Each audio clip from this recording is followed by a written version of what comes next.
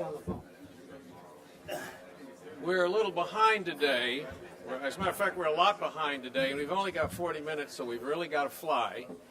And I'm wondering, gentlemen, if we can start with you, Rich, down at the end, if you'd just give us a brief introduction about you, yourself, your company. Sure. My name is Rich Saluda. I work with Cohn Reznick.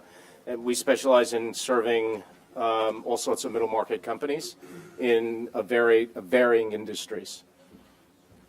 My name is Ben Miller, and I helped start this company called Fundrise. We democratize investment into real estate, so we basically bring small investors at $100 a share into what would be traditionally private real estate properties, local real estate development.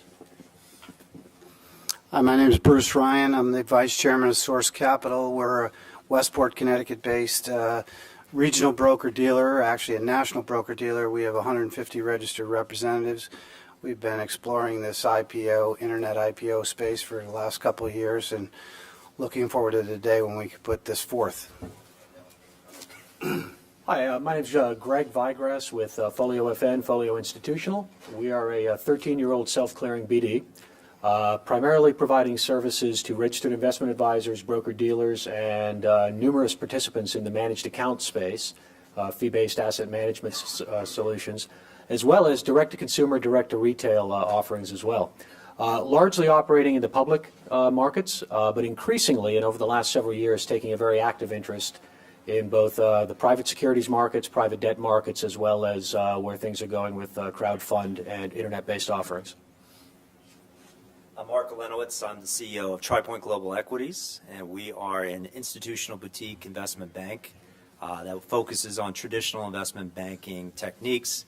And we've developed a new platform called Banq.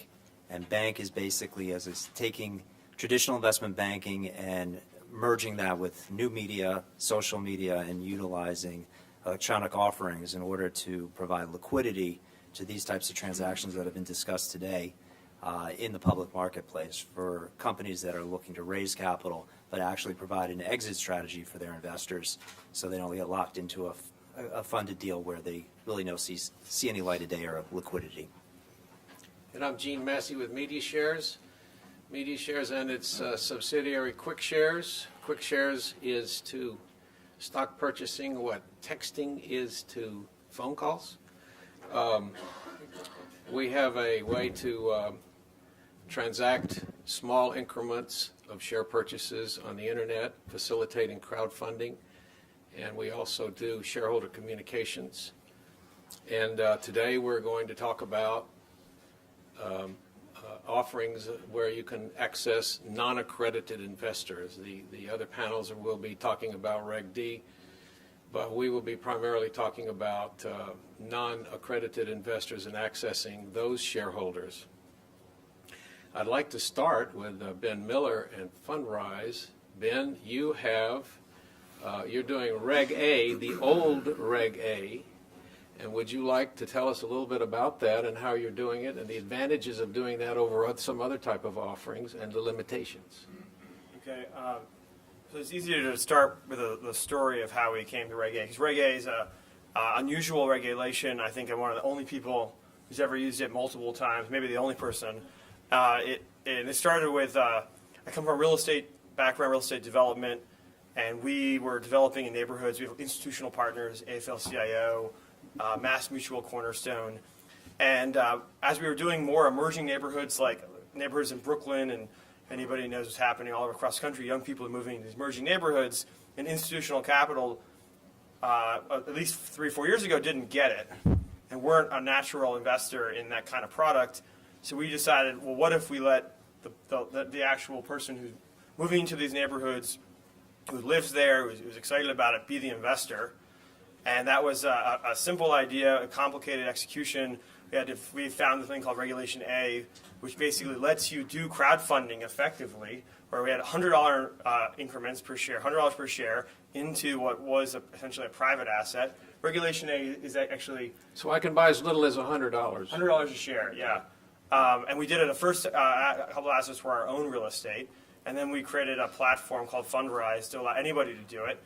Every time we bring a Regulation A offering to the SEC, they're like, "Oh, you guys," Because our securities attorney is like, whenever he's working on anything else, the SEC will, the guys he's working with, the regulators will say, "Oh, you're the guy who keeps bringing these Regulation A offerings in."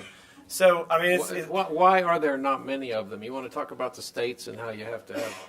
yeah. So the way that Regulation A works, and I think can continue to work, is that even though they're raising the minimum or maximum you can raise from $5 million to $50 million, is not a covered security, which means that I or anybody who uses Regulation A has to get both the SEC and any state you're offering and selling in to clear it.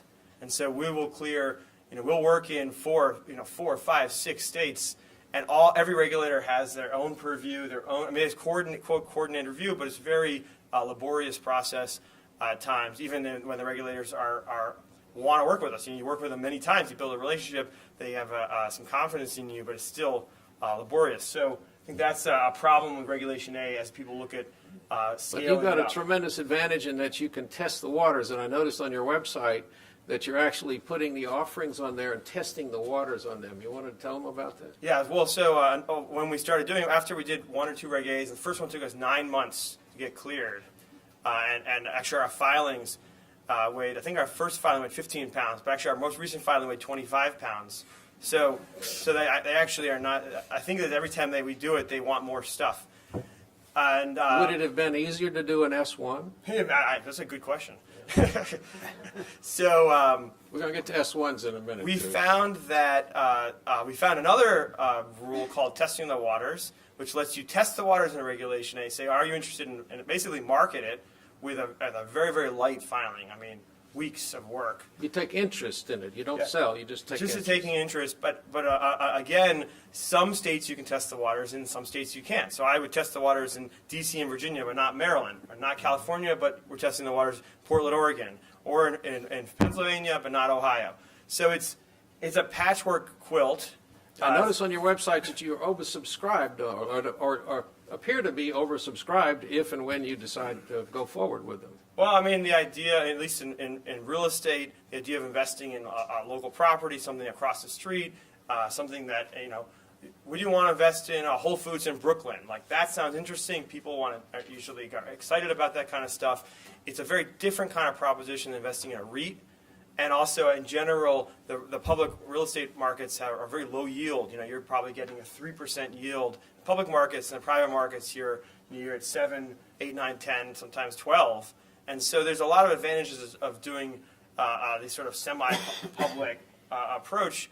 It's just it doesn't have the efficiency that you really would want to have with. But you can access non-accredited. But non-accredited investors. So if hundreds and hundreds of, I've personally, as a sponsor, as an issuer, have hundreds of non-accredited investors in my deals. And when I tell real estate guys that, when I say I have 1,000 non-accredited investors in my deals, they think I'm crazy. Do you like that? Is it hard to handle 1,000 shareholders? We had to build an administrative platform so you could provide reporting, so you could provide. You do it all electronically. Everything's electronic, and this is the thing. This is the paradigm break because I didn't know, but having 1,000 investors is way better than having one. That is for sure. I have partnerships where Angelo Gordon have one partner, and 1,000 is less administrative burden, less expensive money. They actually are helpful. Is that because they've invested so little? 'Cause if one guy invests $100,000, he's going to be all over you versus a guy that invests 100. There's a lot of possible reasons. I don't have enough data to say what. I definitely think part of it is that when you have a relationship that's electronic, right? You make it. How many people have an account at E-Trade? Are you calling E-Trade, or are you actually calling Apple? You bought a share of Apple on E-Trade. No, right? So once you basically create an electronic relationship, it changes They expectations expect to be communicated in that around manner. administration. Okay. Rich, Yes, sir. I'll get to you on about valuing in general, but how would you value his offerings? Are they valued by the dividends going to be paid? The real estate obviously is easy for people to comp because there's so much information in the marketplace. So comping real estate, we do it every day when we look at our homes. The challenge is when you're an operating company in a business like, again, take a typical operating business. You mentioned Whole Foods. that might even be less difficult to value because there's enough public companies in that marketplace that you could look at. But the key point here is that what the traditional market that David talked about had bankers vetting value. This doesn't have that. And that's one of the reasons why the regulators are so concerned about how these things are going to be marketed. Remember, under the new Reg A rules, which they're not operating yet, these companies need audited financial statements. Under the new Reg A Plus, they will need audited. They'll Right need- now, right. what kind of financials are you supplying now? Yeah, what are you giving them? Sometimes we do audits, sometimes we do reviewed. I mean, the states. What are you required to give? The states have merit review. So this is not like the SEC is just disclosure standard where the regs say X. Like 50 SECs, Yeah, so you basically, it's like dealing with it's like having 10 parents. right? Well, I mean, to Ben's point, that's another issue about where you market. So he's really very good at this. He knows what he's doing. So to my way of thinking, if a company wanted to try to do this without an intermediary, that's a tough job because of the blue sky, the state rules, and because how do you value it and who's going to market it? How are you building the affinity group to buy this property or buy these assets or this new asset class? So again, when I speak to the cost of an offering, when you look at a deal like any Reg A where you're looking at raise serious money, you need to make sure that you have the right team in place. And that's not, the last time I spoke, I made the point that I won't work for free. So, and I have not met many attorneys who'll work for free. I don't know if anybody on the, No, right, there's- they don't work for There's free. one guy in Alaska that'll do Right, it. exactly. No, I'm just kidding. So, and in order to be successful and protect your shareholders and to protect the value of your asset, you really do need an intermediary because it's complex.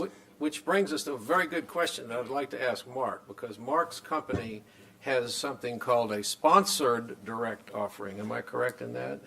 And you function, you're kind of like a poor man's underwriter, could I call it that? Or you look at the offering, obviously. Well, yeah, I mean, we look at things a little differently. The last speaker actually had a lot of great points. We've seen the IPO market, it's some of the lowest values and the lowest amount of underwritings that have been, and a lot of groups have been marketing, doing your own direct offering, come to the market yourself. A lot of law firms are saying we'll file an S1 and then you'll be a public company and you can gain liquidity and become a listed security. The reality is there's a disconnect between the Congress and the Jobs Act, and there's a disconnect between all the, I guess you want to say, marketers of crowdfunding and the marketers of doing these types of offerings, because what they're not doing is communicating with the guys that are in the field every day, the investment bankers, the ones that are regulated by FINRA, the ones that follow the rules and regulations. And there's something that happened a couple of years back called 0905, which was a circular that was put out by FINRA, and it basically made the broker-dealers and the clearing firms gatekeepers of fraud. And when this happened, a lot of the clearing firms went all the way to the extreme, and they basically said, we're no longer going to be taking small cap deposits. We're no longer going to take any type of physical certificate. We're no longer going to be taking deposits under 75 cents, or some firms actually said no stocks under $3 that are exchange listed, either NASDAQ or NYSE market. And I think this was an extreme position, but it created a significant problem, especially for firms like mine that are in the institutional market, where an institution in the past would make an investment with us, but now they couldn't deposit their stock. So we had the aha moment at that point and realized that all these individual companies that are going to be attempting to do their S1s, attempting to come public on their own, they will become reporting with the SEC. They will have an effective registration statement. But 6 months later, when investors go to try to deposit their securities into their E-Trade account or their Ameritrade or whatever broker term they're going to work with, they're going to find that those certificates are not going to be accepted. And they're not going to be accepted because of 0905 and the liability that has now been placed on us. So we created something called the sponsored direct offering, where we come in essence, we're a wrap underwriter. So we will be your broker dealer, we will be your underwriter, we will do the due diligence, we will do the analysis. We will have a broker that actually sponsors you, that can opine to the public that all the checks and balances have been put in place to make sure that the diligence is accurate. We're not going to make a recommendation whether the stock is worth X or Y or So you won't value it. we won't value it, but well, I take that back. We will assist in the valuation to set some type of appropriate valuation based upon competitive analysis and what the peers are trading at. So when an investor looks at that opportunity, they're going to say, well, now I can, this internet company that's trading at a 10 times multiple is a good deal versus an internet company that's trading at a 5,000 times multiple. And that's important because as these companies go through the evolution and they grow to the next level where they're going to be listed onto a national exchange, they need that brokerage sponsorship. So we also work within the regulatory environment to create the proper procedures. So when you're doing an offering, a lot of people don't realize you need to use a third-party escrow, especially if it's a min-max, where those funds go in and there's a chain of custody to be able to follow those funds from the time the investment comes in to working with the transfer agent to having those shares issued directly to the individual investor. And then what we have created is the instrument that allows, on closing, those shares to be deposited into our brokerage account at our firm and actually have the ability to trade. So it's key because it enables a company to do their own self-financing, it complements what they're doing, but more importantly, it enables the investor to have a liquidity event at some point in time if they choose to sell, rather than just having a stock certificate hoping that they can deposit someday and then find out it costs anywhere from $500 to $1,000 to deposit that, which is currently the going rate. Okay. Greg, you want to comment on accepting small purchases? And I know your firm, Folio, you can buy just make a tiny investment. Would this work? Would anything that you do work for crowdfunding an IPO and allowing people to buy stock in little tiny pieces? Sure. So, the simple, highly technical, and very exact answer is maybe. And the reason for that, there's a number of things going on here. I mean, we, first of all, support a lot of what you just said. The whole sort of concept of allowing this stuff to work and to work in an efficient manner and to, in fact, facilitate the types of deals that I think we're all going to need to see as we move forward is technology. It's really sort of leveraging an electronic model that takes advantage of operating efficiencies of technology, but also relies on the core competencies of the constituents that are in the process. And what that means is, and if you caught the earlier panel, my colleague Blaine McLaughlin spoke a little bit about what Folio's done to essentially take some of what we call sort of the public brokerage, public market efficiency and put it in place or offer it to the private market and then increasingly to where crowdfunded deals may go. And that is everything from deal hosting, deal management or facilitation of deal management, all the way through the escrow process, the lockup, the actual use of a brokerage account to have that entire process move on, holding all of the securities in a book entry form, so leveraging the book entry model so that you can, in fact, act as a control location in a control agreement with the issuer, handle participant and shareholder sub-accounting, and in fact do that alongside public equities and within a brokerage account structure offers a lot of operating efficiencies and allows you to sort of leverage the infrastructure that is in place. We also have the ability to support the entire sort of expectation that investors now have around how a brokerage account works and the type of access that they should get. And this is electronic account opening, it's digital signature acceptance, it's fully audited, fully transparent, fully accessible accounts, it's statementing and confirmations provided by a regulated firm. And all of this sort of adds to the confidence factor as well as the sort of efficiency model. You mentioned the fractional shares, the small purchase amounts. Folio has 15 or so issued patents on investing process that include the ability to purchase fractional shares, decimalized accounting out to 5 decimals of positions. So it's technically possible to facilitate the purchase of very small amounts. And technology is not a barrier to any of this happening. There is clearly an economic question because at some point you have to still drive down to what are the costs, who's bearing the costs, where do they get spread out. There's account holder costs, there's potential issuer participation in cost. So at the end of the day, it really becomes a question of the process and facilitating a disciplined process that allows each of the participants in that process to do what it is that they do best. But knowing and understanding that technology is no longer a barrier to this stuff, to this sort of activity occurring.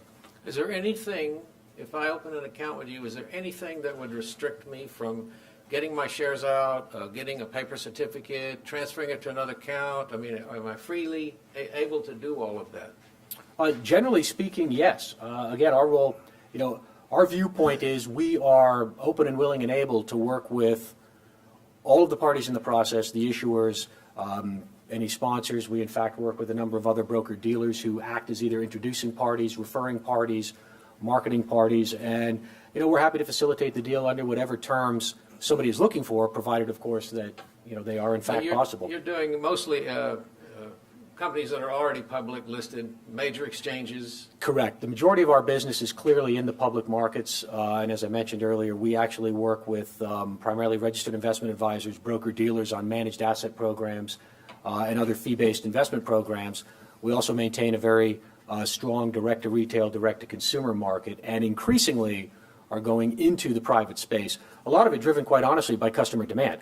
Again, our primary client base are financial intermediaries, investment advisors, money managers, and the like. And private equity and early stage equity, microcap, is becoming an increasingly desired asset class amongst the wealth management, emerging affluent, mass affluent Say that crowd. again. The microcaps are becoming increasingly desired? We're getting a lot Why of is demand and a that? lot of interest. I think, some of it goes back to what was said by previous speakers, and that's simply the case that the public offering markets have changed, for better or for worse, and a number of different reasons and circumstances. But clearly there has been tightening over the last several years, and I think people are waiting for additional opportunities. And then I think in the sort of traditional or more common private equity space, clearly an increasing demand amongst professional financial advisors and money managers to include the sort of more traditional Reg D type stuff as part of an overall asset allocation. So money managers are actually, would you say, in so doing, they're taking on more risk but better growth opportunities? Yes, I think that's a fair way to put it. And, as any fiduciary or professional intermediary would do, they're taking it on in a careful and calculated way. I mean, it is obviously subject to all of the due diligence requirements you would expect of somebody in that boat. And I think a lot of it, potentially is driven by lack of yield opportunities in traditional cash instruments. Certainly, the private debt space, issuers like Lending Club and Prosper, there's interest in the private debt space as enhanced yield opportunities, and the ability to package those and look at those in a well-diversified, broadly diversified portfolio of, for example, fractional shareholdings, if you were working through a company like ours, becomes interesting because you're able to both access the asset class but also spread out the risk. Bruce. Gene, Bruce Ryan. how are you, buddy? Bruce is a veteran in this business. I guess you've got the whitest hair on the panel. And he's been Is he picking on me? Bruce has got a brokerage with 140 brokers around the country, and you've been doing primarily Reg D offerings now, but at one point you were doing a lot of IPOs, like David was talking about the crash of the IPO market, and now you're doing mostly Reg Ds. What is it going to take for you to get back into the IPO market? Well, as you know, Gene, over the last couple of years, since this crowdfunding business has, come to the fore, we have been trying to investigate what the ingredients are that would make this work. I think, to David's point, I think the last IPO we did was in 2001, which is right close to the peak of when it all fell apart and all the market making went away and all the spreads went away. So there's no reason. It's just not profitable to be in that business. So where we stand today is we have been researching and trying to find that key ingredient, which is really the affinity group that's going to make an IPO work on the internet. And we can talk about. Now tell me, why would an affinity group make a difference? Well, you going to sell stock to a group of people that you know already or something? Well, you're going to change the way it's done from the salesman who's making the call to try to raise $50 million, or maybe it's a $20 million IPO, you need to have a new way to do that. And that it's going to make a difference because the IPO is going to be done through some sort of marketing campaign vis-a-vis internet. Let's just take email. I mean, one can go out today, and if, let's say, a company has 100,000 users, obviously a Facebook or Twitter would be hundreds of millions of users. Those kinds of companies are targets for a private company that is currently trying to raise capital, and using their own customers as that base ultimately is what makes sense. I mean, there was a great money manager, Peter Lynch at Magellan Fund in Fidelity, who always said, why not buy the stocks of the companies that you use the products? So this is something that really does exist today, and we have identified a few companies, I don't want to mention any names, that we're, for example, currently doing C-round financing for as private capital. I think there's way too much money in the hands of private capital, or call it venture capital, or private equity firms that continue to push the prices of these securities higher and higher and higher, where, as was pointed out earlier, IPO. But pre-IPO, and by the time they come to the IPO, they're fully valued, and the little guy is excluded. You're not in that game. Why is that? Because my feeling is that the wealth managers won't recommend an early stage company. Is that true? Well, the underwriters know that the wealth managers will not recommend a very little company that's only got 10 million in revenue or whatever, and they only recommend the Facebooks and the Twitters as part of their because they did the IPO in it or something. Well, I'm not so sure that that's true, that they wouldn't recommend it for the right customer. See, there's another issue. David Wield pointed out very aptly that who are the buyers in these IPOs? Today's buyers are all institutions.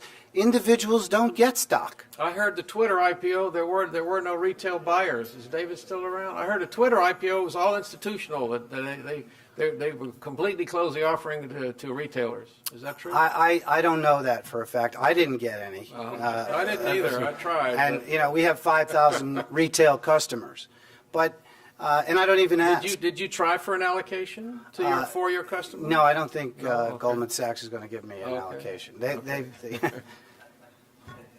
So it really, it's a shift that we have to consider. There are plenty of companies out there today that are valued in the, say, $50 to $100 million market cap in the private world that could easily go out and raise 10 to, say, $50 million in a small IPO that could very clearly be marketed in a traditional fashion, but would be much more effectively marketed through a marketing campaign on the internet. To their own users, customers? To their own affinity customers. group? And we've identified a few, and hopefully we will be the first or one of the first firms to bring one of these companies to the marketplace, allow individuals vis-a-vis the internet to be the early investors. There are some things that are different about it. It's not, an IPO is typically a firm commitment offering. These would have to be done as a best efforts deal, because how do you aggregate all these people? Self-underwritten, best effort. Yeah. So it's not as easy as it looks, and So let me talk a little about that. Yeah, please. So for Bruce's, he's a great guy, and I love the idea that we could go after these markets. There is a risk in doing something like that, because you have to pay the lawyers and accountants to get the book done. And S1 is an S1. It doesn't matter whether you're self-directing it or you're So it's the expense of the S1. Yeah, I mean, it's a pricey certified audit. It's an expensive process, and the audit is, although this is the Full Employment Act for accountants, yay. The fact is that the tone that you set with these documents, especially in today's regulatory environment, it's very important to make sure that you're not positioning yourself to withstand any real criticisms of your disclosures. As efficient as the internet is from a capital raising perspective, it's also efficient from a liability perspective.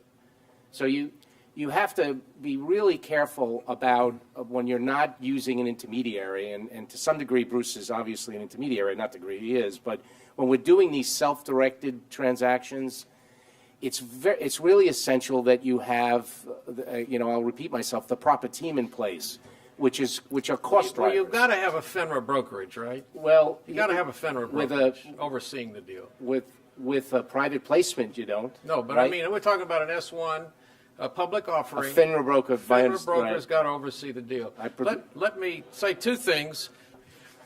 You've got to have a way to do the transaction. If you want to do crowdfunding in tiny increments, you have to way to do that transaction efficiently. And there's certain ways that we're investigating now to do that. So you can buy a few shares without having to open and pre-fund a brokerage account for $1,000. And then the second thing you got to have with crowdfunding is, how do I market my offering?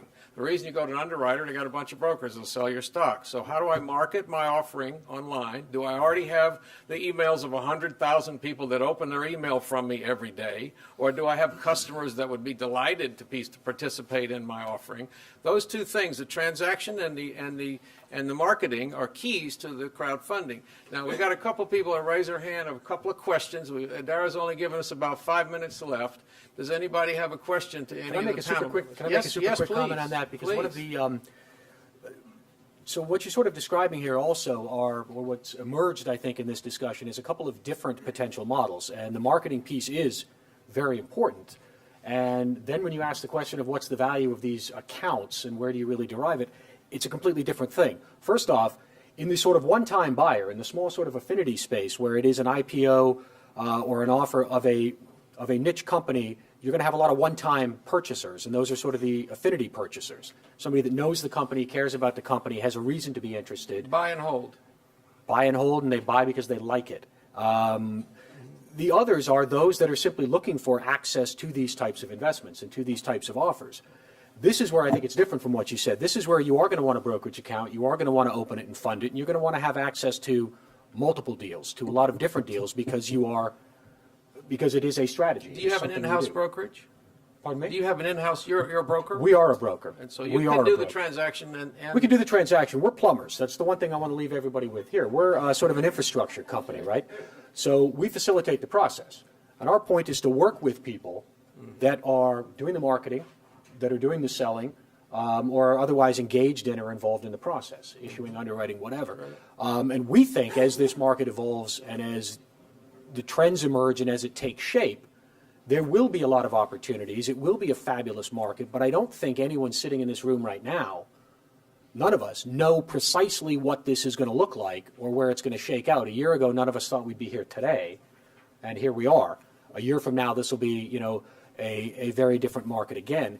And the issue, once you get into the crowd, one of the challenges with the crowd is that it is the crowd, right? Lemmings sort of traveling crowds. Disney's got 1 million shareholders, so crowdfunding an IPO is nothing new, right? It isn't. But the interesting thing is, as I say, lemmings traveling crowds too and run off a cliff, and people follow them. And so the point here is just that there will be roles that have to emerge. And I look around and there's a lot of participants in this process and a lot of people with a lot of great ideas, and everybody is sort of helping this take shape. The piece that I think over time has to be addressed is on the broker-assisted or sold model, there was at least, even if it wasn't really happening, there was this expectation or belief that there was an education process, that there was, somebody sort of looking out for or acting on behalf of the customer and providing a value. The key, once you disintermediate, is to ensure that there is, in fact, a customer advocate role in there as well. Because this goes to the where is the responsibility? Who takes the fall? That's where a sponsored direct offering comes in. Yep, exactly. And this is what's interesting about what you guys have all say. been pitching exactly what our site is, and that's what Banq is. Banq actually exists. Banq will be launched in 30, 45 days. Banq is that intermediary where our platform is open to all broker-dealers. We're a central repository for deal flow. So the second part that you were talking about is in the past, as an institutional bank, unless you had a pre-existing relationship with that particular bank or that institutional investor, you would never see the deal flow. Now what we're doing is we're opening up the opportunity to get in a syndicate of everybody's deals, where the individual investor who's in between the two coasts that now trades through E-Trade and makes his own investment decisions will have access to a platform to see TriPoint deals, to see Source Capital deals, to see other broker-dealer deals where they can get in and know that there's an intermediary that has underwriter liability, that's SIPC insured, that's regulated by the SEC as well as FINRA, and that knows that if they make an investment, the likelihood that that money is going to be stolen is not going to happen. There's no bad actors here, because if we do something wrong, we're held responsible. If a non-regulated, non-licensed intermediary attempts to solicit or market a deal, there's no repercussions. Gene, I just want to make one point on this. A deal that's done through a broker-dealer, the broker-dealer and the issuer will be held responsible. Issuer for disclosure, and You're the policeman on the deal. you have to be. So Yeah. we're all we're talking about is a different marketing tech. We're coming into the 21st century, and we're saying we can use the internet to reach more people than a broker doing one by one to Mrs. Jones and Mr. Smith. Yep. Yeah. Okay, now, let me get two questions, two or three questions? Yeah. Yes, sir. Quick question. Yes, my name is Manolis, and you mentioned, Bruce, about affinity groups. Are you talking with a millennial demographic, or how are you going to get people to start doing this? Because I think that demographic is prime for this type of movement. They're dissatisfied with corporate America, and how are you going to get people to actually start using it? If you're going to target affinity groups, or just a demographic in general, it's the young people who are going to embrace technology, that they've lived in it, they're working in it.